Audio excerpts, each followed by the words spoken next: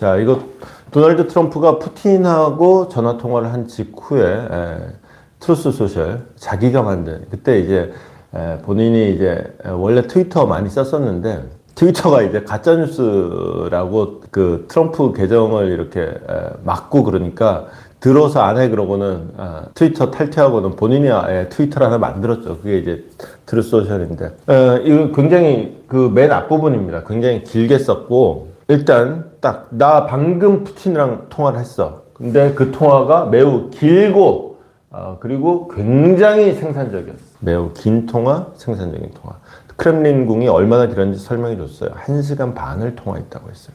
근데 이 대화 주제가 진짜 정말 글로벌 이슈를 총망라를 합니다. 우크라이나 문제, 중동 문제, 에너지 문제, 그 다음에 인공지능 문제, 그 다음에 달러의 파워 문제, 달러 패권 문제, 그리고 기타 등등. 이 정도면은 정말 그 관심사가 강스라이팅의 관심사하고 거의 비슷하다고 봐야죠. 그 중에서 일단 그 트럼프 본인이 공개한 것도 그렇고 지금 당면 과제는 아무래도 우크라이나가 되겠죠. 근데 이 주제들은 우리가 기억해둘 필요가 있습니다. 특히 이제 달러 패권 문제도 지금 브릭스의 일원으로서 러시아가 굉장히 강력히 추진하는 거였는데 이 문제를 푸틴하고 트럼프가 얘기를 했다 그러면 어떻게 얘기를 했을지.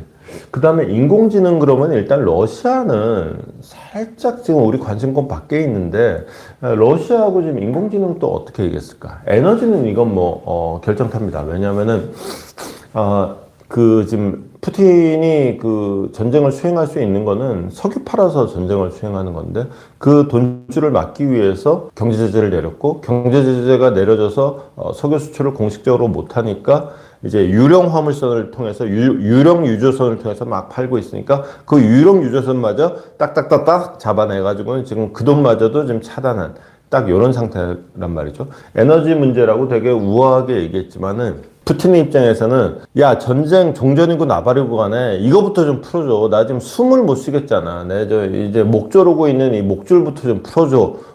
라는 요청을 했을 수도 있는 거죠. 물론 이제 대통령끼리 대화해서 뭐 이렇게까지 뭐 직설적으로 얘기했겠습니까마는 뭐 서로 간에 하면 하고 알아듣게 얘기를 했겠죠.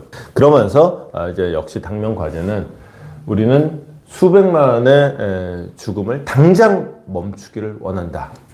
역시 우크라이나 종전 쪽으로 이제 초점을 맞춥니다. 그러면서 지금 당장 종전 협상을 시작하겠다. 그러면서 협상팀을 아예 딱 지정을 합니다. 국무장관, CIA 국장, 안보보좌관, 그 다음에 특사까지 딱 지정을 해줍니다. 요 상태에서 이제 앞으로 얘기를 잘해봐라까지 나온 거죠. 그 다음에 또 이제 젤렌스키하고 또 통화를 합니다. 그리고 젤렌스키하고 통화했다는 내용도 또 올려요. 그 같은 시간에 스코트 베센트 미국 재무장관이 젤렌스키 대통령을 우크라이나에 가서 만나고 있었어요. 그리고 딱 하는 말이 둘이 하는 말이에요.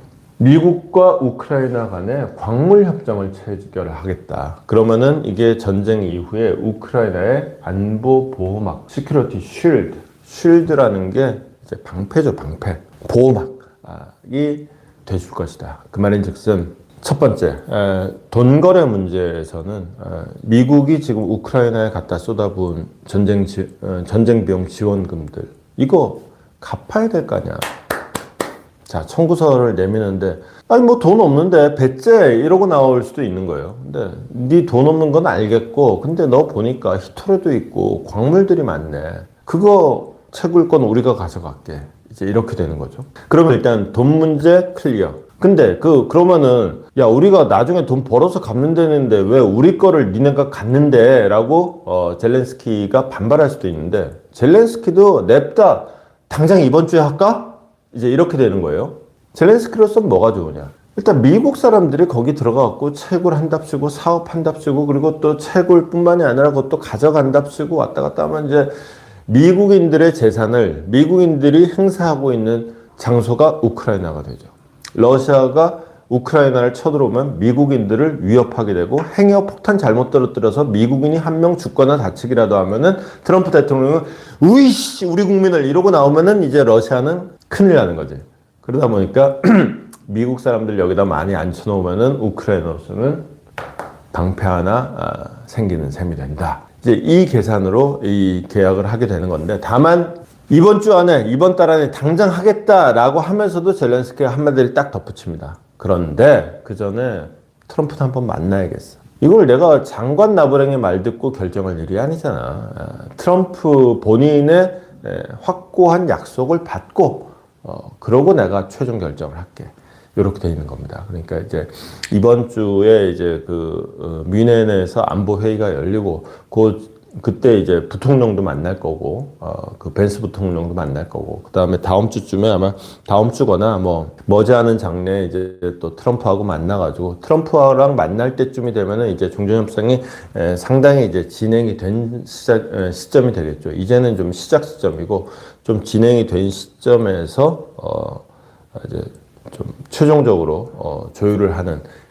이렇게 되면 만약에 젤렌스키하고 트럼프가 만난다라는 얘기가 되면은 이제는 거의 얘기가 정리가 됐구나 라고 이해하면 되는 이런 상황이 되겠죠. 자, 그 재무장관은 지금 우크라이나에 갔고요. 한 명이 더 있습니다. 피트 헤그세스.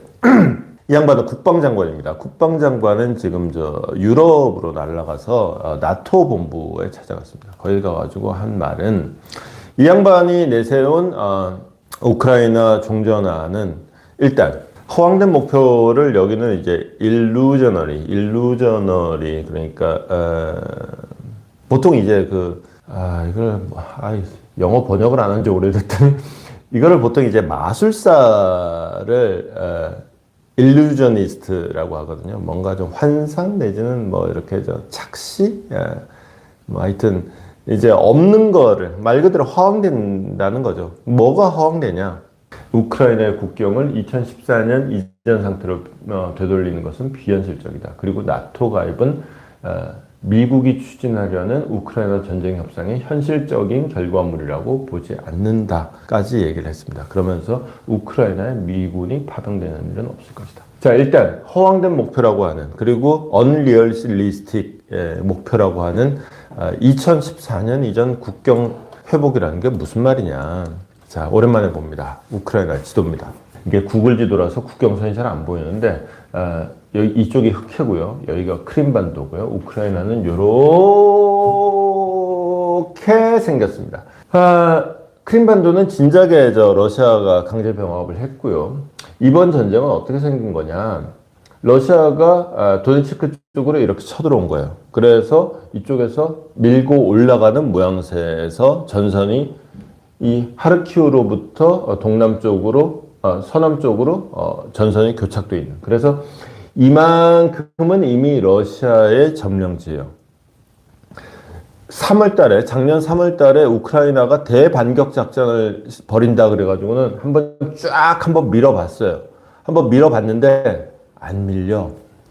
그러니까 이미 전력이 그리고 이 동네는 이미 인구 구성 자체가 러시아계가 많아요. 그러다 보니까 여기서 주민투표 하면은 뭐 주민투표의 정당성 얘기가 나오긴 하지만 어쨌거나 여기는 인구 구성적으로도 러시아고 해서 벌써 심리적으로 같은 나라라고 보기 힘들어진 상태다. 이렇게 돼 있고 그러다 보니까 이제 대반격해서 밀어내려는 게 안 되니까 이쪽으로 갑자기 러시아 국경으로 퍽 쳐들어갔고 크루스 쪽으로 진전해서 요만큼 이제 러시아 땅을 차지한 이게 지금 러시아 현재의 그 국경선인 거죠.